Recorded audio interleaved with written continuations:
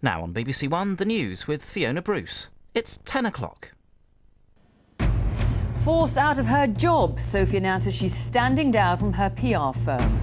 She says she much regrets her misjudgment in the News of the World sting. The Agriculture Minister calls for farmers not to delay the battle against foot and mouth.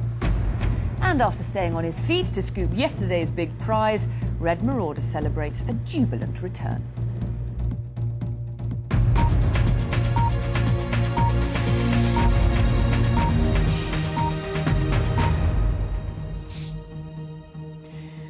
Good evening. After a week of relentless press coverage and new revelations today, the Countess of Wessex is stepping aside as chairman of her public relations company.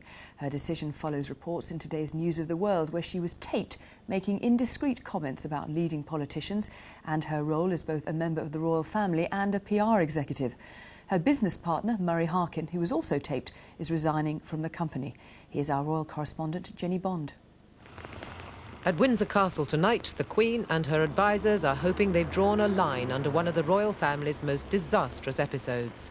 After discussing the fallout of the past week's headlines with her mother-in-law, Sophie Wessex has conceded that her current role as chairman of her PR company is untenable. And so she's stepping aside while the palace considers new guidelines, but she intends to continue in business as yet unspecified. Sophie says she's deeply distressed by what she calls the newspaper's entrapment operation. Although her statement, issued through the palace, falls short of an apology, it says, "I also much regret my own misjudgment in succumbing to that subterfuge and any embarrassment, above all to the Queen. I believe my overriding duty is to support the Queen and the monarchy. I realise fully that I'm in a privileged position, and I'm conscious that my conduct must be above reproach." She expresses gratitude for her mother-in-law's personal support and for allowing her to pursue a career. The Queen's own statement makes her anger at what's happened abundantly clear. It says, "The Queen deplores the entrapment, subterfuge, innuendo and untruths to which the Earl and Countess have been subjected in recent days." It underlines that she supports them in trying to build their own careers. It is not an easy option, and they are breaking new ground. But it's right in this day and age that they should be allowed to do so. The palace accepts that the Earl and Countess are always open to accusations of exploiting their royal status, but says that both vigorously deny that they have deliberately set out to do that. Next came news that Sophie's business partner, Murray Harkin, who allegedly admitted occasional drug use in the tapes, had resigned and was taking a complete break from business.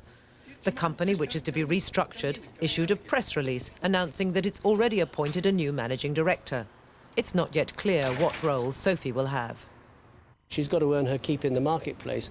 They're not a burden on the taxpayer, neither she nor her husband, the Earl of Wessex, and they have to live like anybody else. They have to have jobs.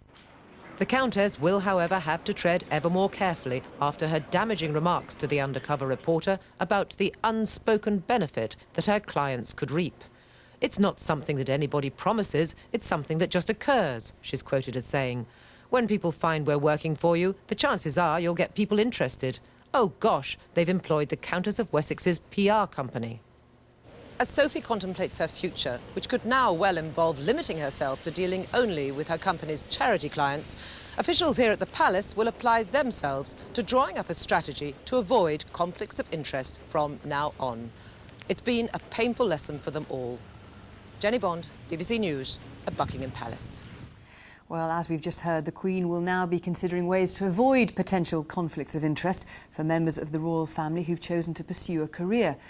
The role of the monarchy has always been a controversial debate and one the government may prefer the palace to initiate. Although public appearances together are rare, behind the scenes the Queen is regularly consulted by the Prime Minister. Downing Street was well aware of the outspoken criticisms of Tony Blair and William Hague, which were made by the Countess of Wessex. But senior backbenchers believe the Prime Minister is keen to avoid a public debate on the future of the monarchy. I really don't think anybody wants to legislate on this. If you said that we're going to spend the next Parliament legislating on, the role of the monarchy, people will think we'd go mad. The Liberal Democrats have been cooperating with Labour on constitutional reform. They believe discussing the monarchy should no longer be taboo. We've had a great deal of constitutional change in Britain in the last 4 years. But the change which dare not speak its name is reform of the monarchy. There are a number of options which could be considered. A select committee of MPs could be set up to monitor the royal use of public money. A more wide-ranging commission could examine its future. Or there could be a register of business interests. That would be the least radical option. Criticism of the monarchy extends almost to the top of the Labour Party. Mo Mowlam is amongst those cabinet ministers who, in the past, have called for change. They will have noted that today's statement from the palace avoided any mention of the remarks made by the Countess of Wessex about Mr Blair. Those remarks break the agreement between government and palace that one does not openly criticise the other. Labour's debate on the future of the monarchy has been conducted similarly in private. The Prime Minister would like to keep it that way. The question now is whether he can. Sean Lay, BBC News, Westminster. Farmers are being urged not to undermine the government's foot and mouth strategy by appealing against the culling of their animals. Agriculture Minister Nick Brown has sent a letter to 85,000 livestock farmers in England asking them not to delay the slaughter process by mounting legal appeals. The disease continues to spread, with the first case in the South Wales valleys. There have been 32 new cases today, bringing the total to 1,134. The weekend has seen new areas caught up in foot and mouth. The disease confirmed here today near Caerphilly in the South Wales valleys. With new cases in southwest Scotland and North Yorkshire, it is the spread that worries farmers. The government says slaughter will control the disease, and nothing can be allowed to slow that process down. People who've got animals that are neighbouring to a farm that's infected say, well, look, my animals aren't affected. Do they really have to go? And people want to argue about it, but I'm afraid the truth is they do have to go. Otherwise, the disease will remorselessly spread. The Conservative leader, William Hague, says the government is still reacting too slowly. In Cumbria, they're constructing a pyre that will burn continuously. Farmers' leaders here say the government is right to try to accelerate the slaughter programme. The vast majority of farmers are supporting this urgent strategy that needs to be taking place, particularly in Cumbria at the present time. Individual cases have to be looked at, but in the main there's full support for the government's activity. But for some, the slaughter is hard to take. Moira Lineker breeds rare Ryland sheep at her Cumbrian farm. Though she's appealed, all are now due to be culled. Quite honestly, if they take my sheep to Great Orton, they can take me with them and shoot me, because they're just my life. Nick Brown says it will be another week before the government will know whether the epidemic has peaked. The latest cull was here in Whitby tonight. It is 7 weeks since this started, and there are weeks of slaughter still ahead. Richard Bilton, BBC News. Thousands of people were evacuated from Schiphol Airport in Holland after an explosion and fire in the passenger terminal. The explosion happened in the kitchen of a fast food restaurant. No one was injured. Around 40 flights were delayed and parts of the airport remain closed. The American Vice President has made it clear the US will not apologise to China over the collision between a US spy plane and a Chinese fighter jet. The Chinese are continuing to hold the US plane and its crew since the incident last Sunday. Dick Cheney said long-term relations were now at risk with China. In a conciliatory move, though, President Bush said he would send a letter to the wife of the missing Chinese pilot. Week 2 of the crisis, but you wouldn't know it from watching President Jiang Zemin unfazed in Chile this weekend on a state visit. While he was tasting wine, his diplomats in Beijing were talking deals. Looking tired and drawn, US Ambassador Pruer didn't reveal much, although a deal for the release of the crew is thought to hinge on the wording of a joint US-Chinese statement. We are making progress, and we're all still working it very hard, and that's really about all I can say right now. Over the weekend but so far, no release of the crew, and from Washington, a warning.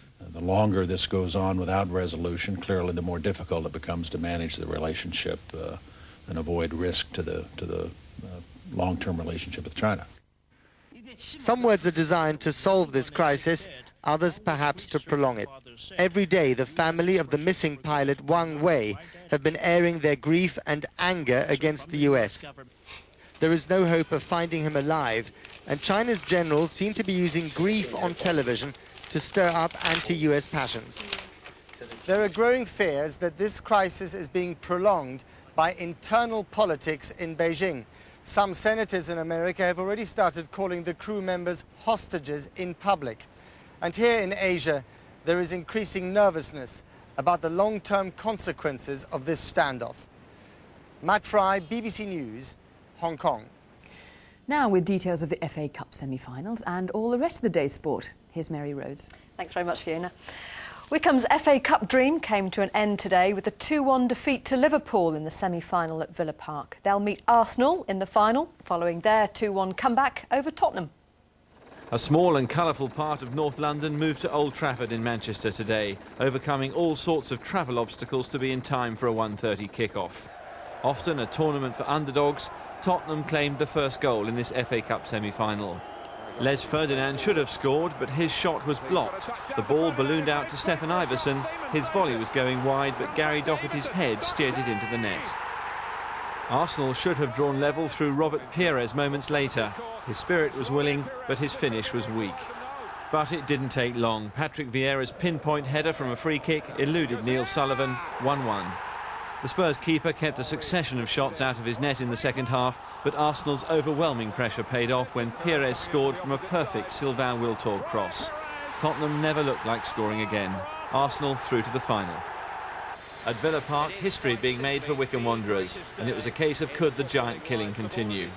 Liverpool had good cause to treat their second division opponents with respect, and Wycombe held on until the 78th minute when Emile Heskey rose above the Wycombe defence to head Liverpool into the lead. Then the game put surely beyond doubt with a sweetly taken Robbie Fowler free kick. Wycombe wouldn't lie down though, and Keith Ryan looped the ball into the goal, 2-1.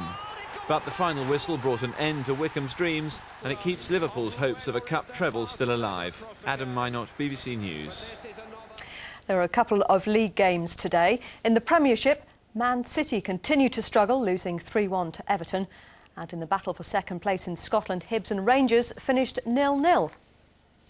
Wales have beaten Italy 33 points to 23 in the last Six Nations match of the season in Rome. It was a far from convincing display from the Welsh, but they did run in 3 tries, with Gareth Cooper scoring on his debut and Scott Gibbs adding another 2. Italy finished bottom of the table for the second year running. Well, the final round of the Masters is underway at Augusta, where Tiger Woods is aiming to become the first golfer to hold all 4 major titles. He started steadily to hold onto his lead. Birdies on the 7th and the 8th moved him to 14 under par. Also in contention are David Duval and Phil Mickelson. Coverage continues over on BBC Two. Red Marauder, the winner of the Grand National, has enjoyed a jubilant return home to County Durham. The 11-year-old battled through atrocious conditions at Aintree, where only 4 horses completed the 4.5-mile course. The toughest Grand National in recent history behind him, today Red Marauder was just looking for the quiet life.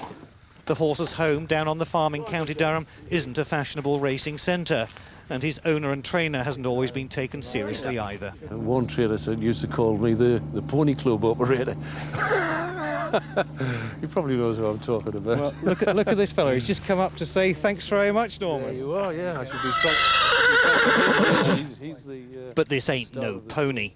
He's had his leg problems and broken blood vessels, but just loves being a racehorse.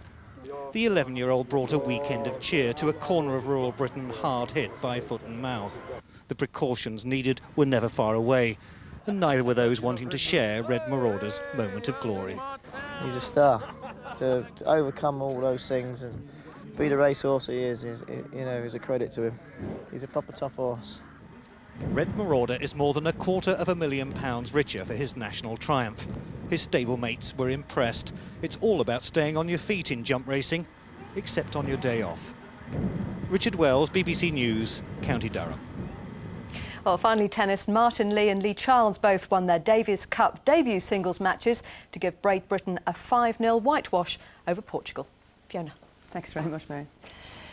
The main news tonight, the Countess of Wessex and her business partner, Murray Harkin, have both stepped down from their public relations company.